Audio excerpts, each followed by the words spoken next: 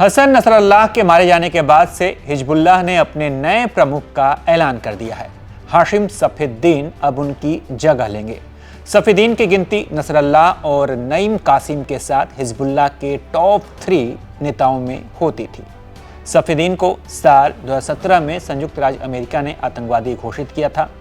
वो हिजबुल्लाह के राजनीतिक मामलों की देखरेख करते थे और समूह की जिहाद परिषद के सदस्य भी हैं।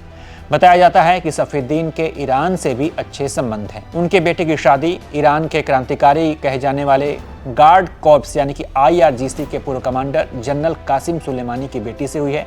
इजराइल की ओर से बेरूत में किए गए एयर स्ट्राइक में हसन नसरल्लाह की मौत के बाद इजरायली मीडिया में ये भी कहा जा रहा है कि जिस वक्त नसरल्लाह पर हमला हुआ उस वक्त हाशिम सफीउद्दीन भी उनके साथ मौजूद थे, लेकिन उनकी किस्मत अच्छी थी और वो जिंदा बच गए और नसरल्लाह की जान चली गई। सफीउद्दीन कदकाठी रूप से अपने चचेरे भाई नसरल्लाह से मिलता जुलता है। 1964 में दक्षिणी लेबनान के डेर कानून अल नहर में जन्मे सफीउद्दीन को 1990 के दशक से नसरल्लाह का उत्तराधिकारी नियुक्त किया गया था। जिस वक्त नसरल्लाह ने हिजबुल्लाह के चीफ का पद संभाला उसके 2 साल बाद ही सफीउद्दीन को बेरूत वापस बुलाया गया था।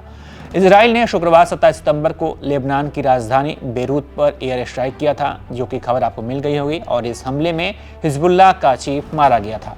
जिस ऑपरेशन के तहत हसन नसरल्लाह को मारा गया उसका नाम न्यू ऑर्डर था और वो 32 साल से संगठन का चीफ था। हसन नसरल्लाह को साल 2006 में इजराइल के डर से छिपना पड़ा था। उस समय हाशिम सफीउद्दीन ही सार्वजनिक रूप से दिखाई देता था। हिजबुल्लाह का नया चीफ बनने के बाद से अब सफीउद्दीन पर भी इजराइल को जवाब देने के साथ साथ खुद को बचाने की भी जिम्मेदारी होगी। तो हिजबुल्लाह के नए चीफ पर आपकी क्या राय है? अपनी राय कमेंट कर बताइए और तमाम अपडेट्स के लिए आप देखते रहिए ABP लाइव।